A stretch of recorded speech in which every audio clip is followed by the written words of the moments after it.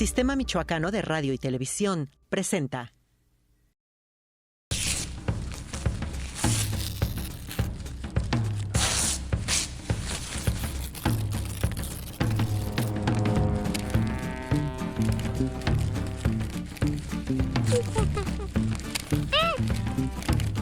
Bienvenidos a este programa Mula de Seises. No es cierto, este es el planeta de los changos. Análisis internacional sin la mamonería académica ni esnovismos aldeanos.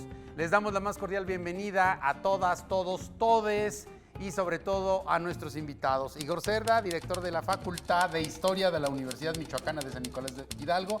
Bienvenido. César Rodea, periodista, activista y además funcionario del Instituto de Educación Media y Superior del Gobierno del Estado de Michoacán. Les damos la más cordial bienvenida y en este capítulo abordaremos un tema que sigue generando expectativa, polémica y que como se puede ver a lo largo de la historia, no hace mucho tiempo la mayor parte de la población de la humanidad estaba gobernada por reyes o reinas. Las monarquías, ¿siguen vigentes? ¿No siguen vigentes? ¿Qué caso tiene seguir teniendo reyes, reinas? ¿Gobiernan, no gobiernan? Igor, cuéntanos, ¿por qué monarquías a lo largo de la historia de la humanidad? Mira, el tema de la monarquía, pues en lo largo de la historia son el primer gran reino, el imperio acadio, en el Sargón el Grande, que funda el primer estado en Mesopotamia hacia el 2300 a.C., nos permite ver una complejización de la sociedad donde la acumulación de poder, la acumulación de excedentes en una sola persona y sus allegados, que normalmente está vinculado a la casta sacerdotal, van haciendo que vayan teniendo la capacidad de imponer decisiones sobre otros. Y el poder es una cosa que, vamos a decirlo en los mismos términos que presentaste el programa, no tiene llenadera. El poder es una cosa que se ejerce, el poder desde la época antigua es necesario para poder dirigir, y el que tiene el poder no lo quiere soltar porque siempre tiene necesidad de seguir operando, dirigiendo, concentrando y obviamente tratando de replicarlo. Ahora, pero ¿por qué esta línea más o menos persistente a lo largo de la historia de la humanidad donde existen hombres o mujeres, menor número de mujeres, pero que han gobernado grandes extensiones territoriales, poblaciones enormes, ¿no? Pensemos en Leonor de Aquitania, o Catalina la Grande, o el propio Julio César, en fin, podríamos seguir citando personajes, contigo platicamos sobre Gengis Khan, es decir, ¿cómo hombres y mujeres llegan a asumir o adquirir una gran cantidad de poder? ¿Por qué esa persiste? Y digamos, pensando ya en la República como algo reciente, pero ¿por qué concentrar ese poder en una sola figura? Yo creo que tiene que ver, como decía, con el desarrollo de las sociedades. Es decir, en algún momento, la mayor parte de nuestra historia hemos sido sociedades cazadores-recolectores. Solo los últimos 12,000, 14,000 años, dependiendo de dónde lo veamos, es que el hombre empezó en como dicen, el gran fraude de la humanidad, que es la revolución neolítica, cuando empieza el hombre a ser sedentario y comienzan a darse relaciones sociales más complejas que van llevando a la acumulación de poder en unos. Y en unos obviamente van creciendo y tiene que ver al final con la conformación de las sociedades estatales, ya sea en forma de reinos, en forma de democracias actualmente o de monarquías. Monarquías, pues bueno, que el propio nombre lo dice, ¿no? De monos, griego, que es uno, y arkein, que es lo que se gobierna, lo que se tiene. Entonces el gobierno de uno. Y o de una, ¿no? O de una, en el caso de Cleopatra o en el caso de Catalina la Grande.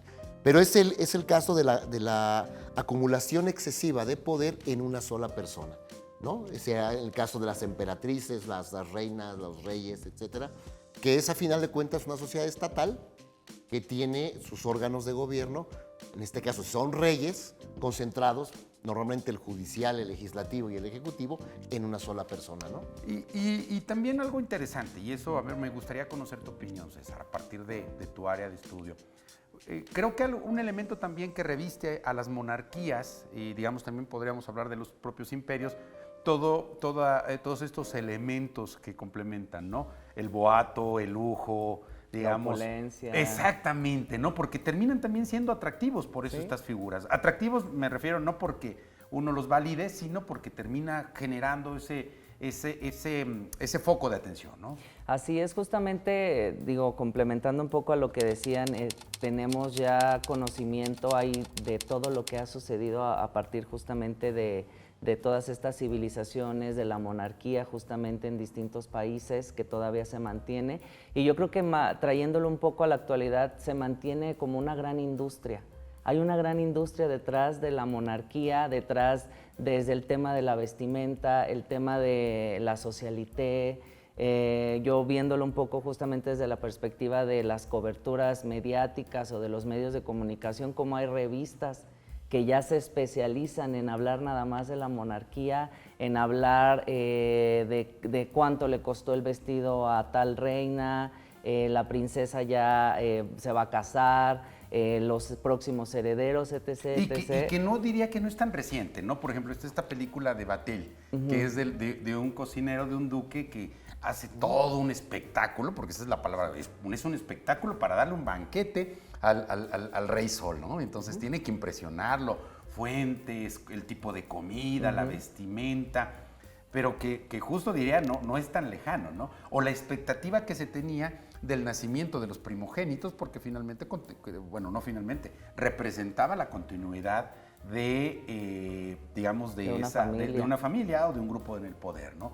Toda esa, digamos, parafernalia del poder, pero que no solamente en la vestimenta, si uno recorre la gran mayoría de los países, encuentras esta idea de las monarquías, de los emperadores o del imperio por dejar su huella, ¿no? Y ahí pues pensemos en Versalles, pensemos en la Ciudad Prohibida y podemos seguir con tantos y tantos ejemplos de cómo dejar esa impronta en las sociedades, ¿no? De los reyes o de las reinas en este caso. Pero ¿seguirán siendo vigentes? ¿Seguirán teniendo esa vigencia, Igor? Híjole, creo que es el tema del debate inacabado. Lo tenemos muy claro en España, donde los reyes, hay mucha gente que pugna por acabar ya, terminar con la monarquía, regresar al sistema republicano.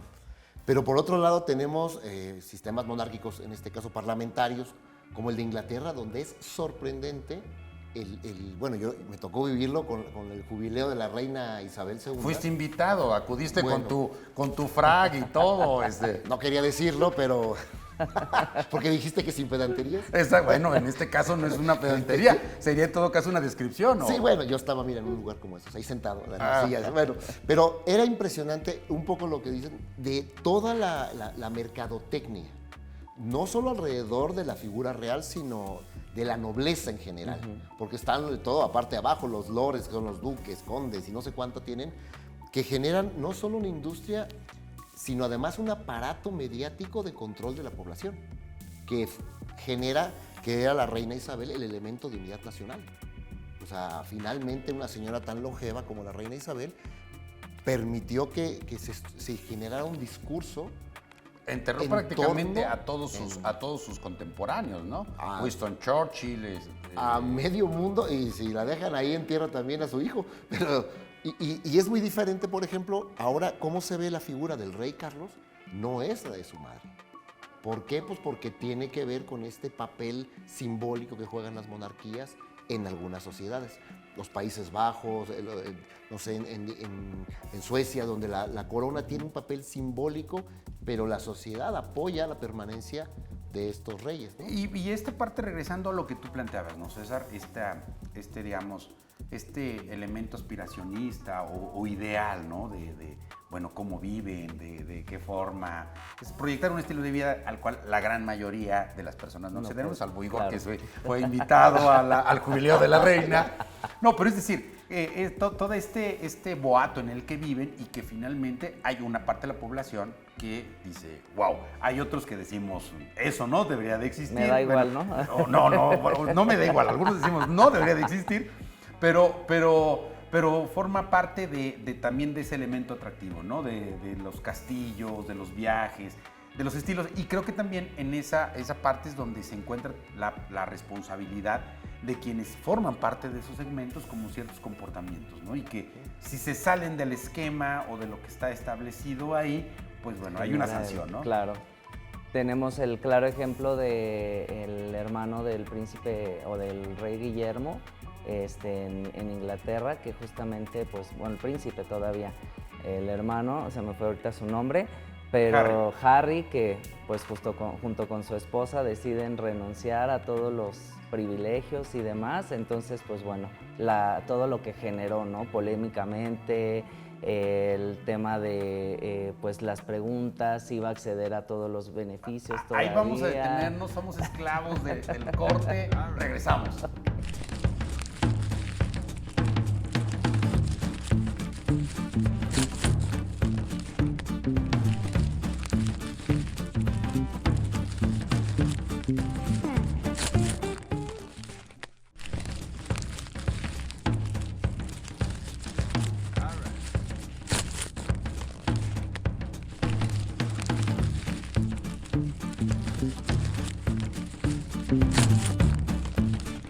Si usted tiene más de 2 gatos en su casa, considérese afortunado, porque le vamos a contar en la changada de la semana. Estas son las changadas de la semana.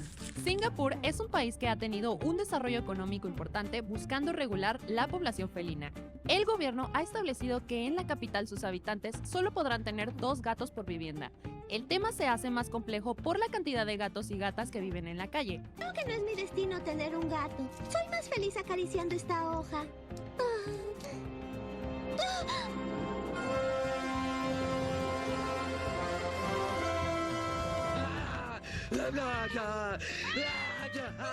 ¡Espera! ¡Usted no quiere darme este gato!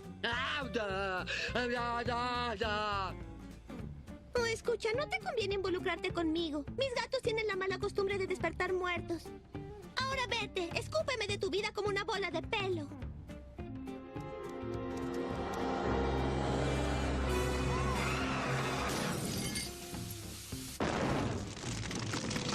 ¡No estás herido! ¡Eres un gatito de buena suerte! Ahora Gil podrá cobrarle al seguro. Cenaré comida esta noche.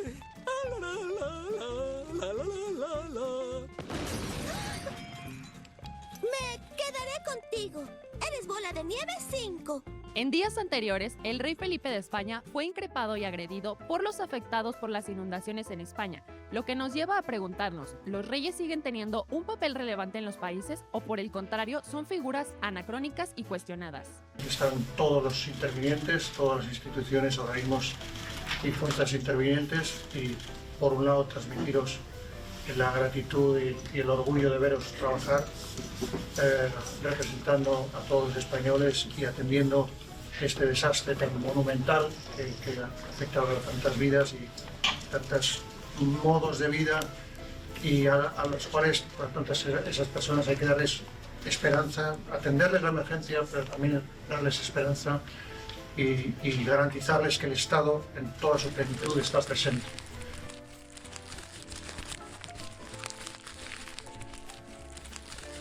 Regresamos al planeta de los changos con nuestro tema, las monarquías.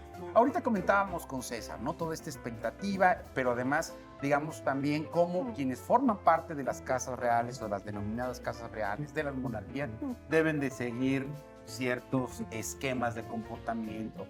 Y el ejemplo que tú ponías del príncipe Harry, que tiene que renuncia junto con su esposa, y bueno, pues no es nuevo, ¿no? Pensemos en el príncipe que también lo obligan a abdicar porque, pues, digamos, tenía cierta simpatía por un señor llamado Adolf Hitler allá en la década de los 30 en Inglaterra. Pero no es el único, ¿no? Siempre ha habido estos destellos en donde, digamos, los conflictos privados terminan siendo asuntos públicos y que los obligan a dimitir, ¿no? La célebre historia del hombre de la máscara de hierro, donde está confinado el que puede ser un sucesor, en fin. Todos estos elementos que terminan siendo atractivos también de las monarquías, ¿no? La famosísima historia de la princesa Anastasia, que sobrevive a los bolcheviquis en Ekaterimburgo, ¿no? O también estas peleas por las sucesiones y que además muertes misteriosas, ¿no? El hermano que muere, el hijo que está asesinado, en fin. Todos La estos nuera elementos. que muere. Sí, bueno, claro. Es decir, me parece que nos movemos entre dos bloques.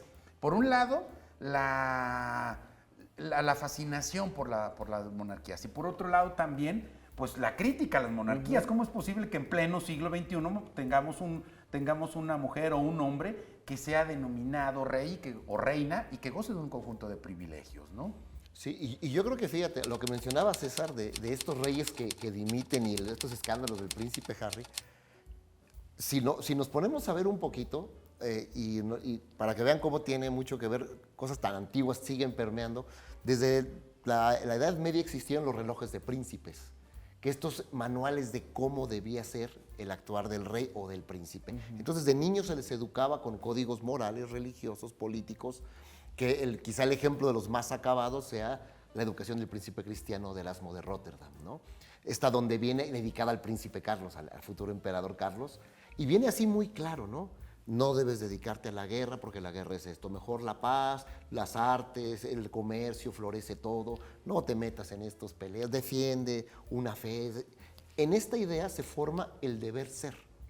Y luego, por ejemplo, tenemos el escándalo que hace más cuestionable la monarquía, por ejemplo, en España, con todo lo que pasa y pasó con el rey Juan Carlos, que conforme pasan los días le siguen encontrando más y más. Pero que en su momento sirvió para ser una especie de catalizador de distintas fuerzas que tras la muerte de Franco, pues no había quien pusiera orden, porque totalmente. Ahí sí no había esta figura en la que fuera reconocido por los franquistas, por los falangistas, y por otro lado también como interlocutor por otras fuerzas, como los comunistas o los socialistas, o digamos de centro derecha, ¿no?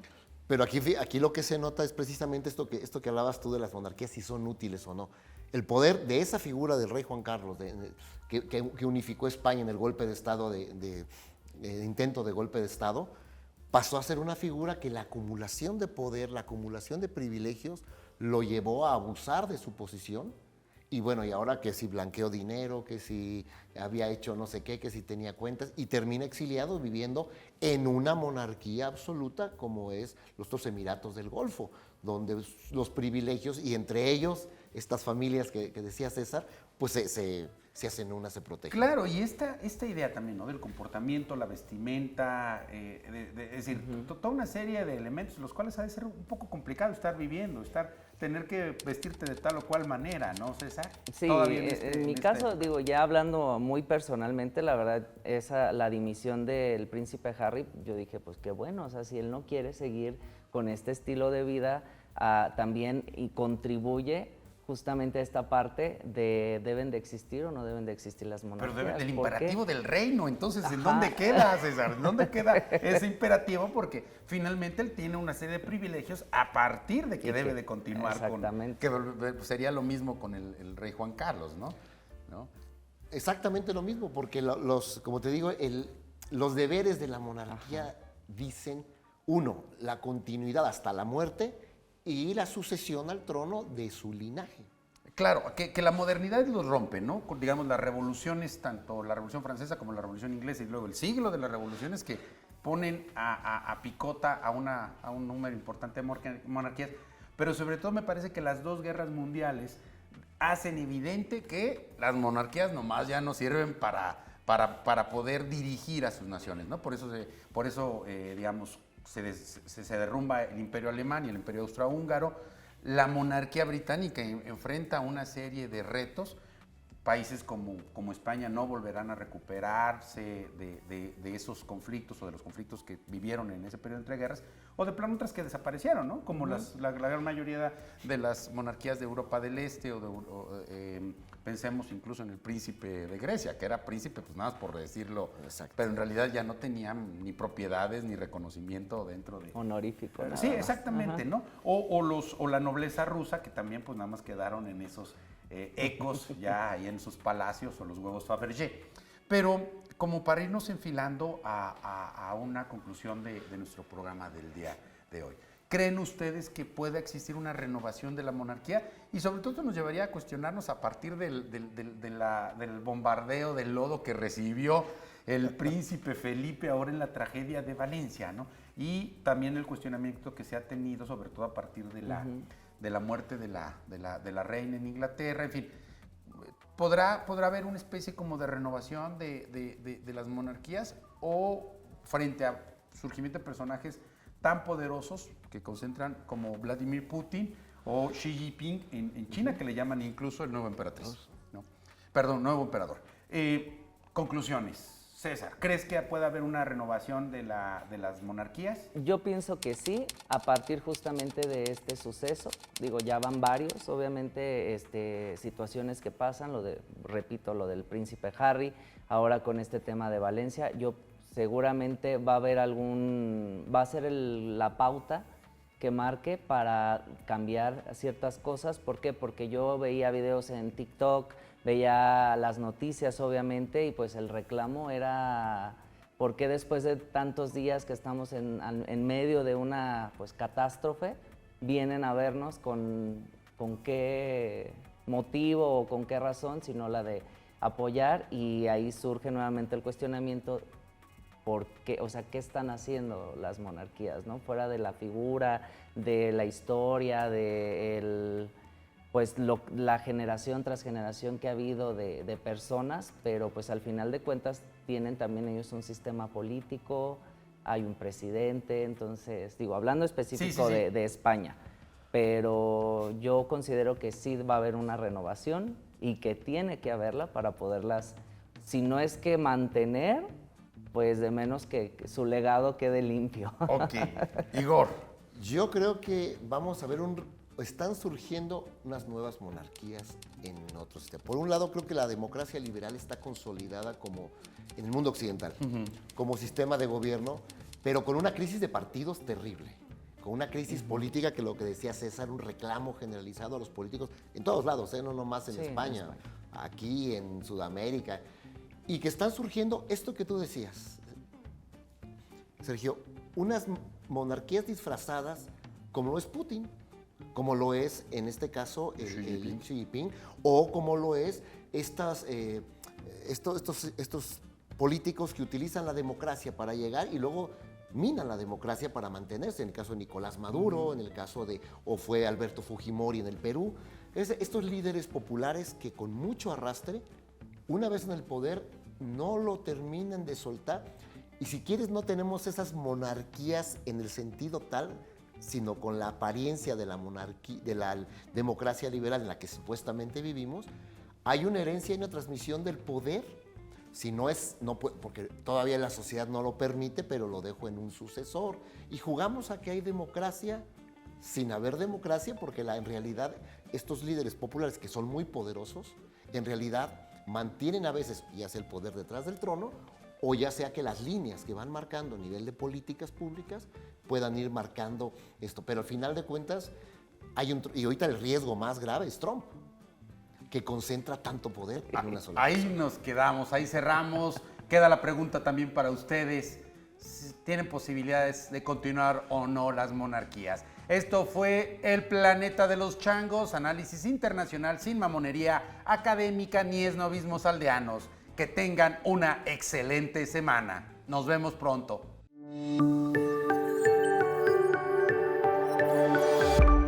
Sistema Michoacano de Radio y Televisión presentó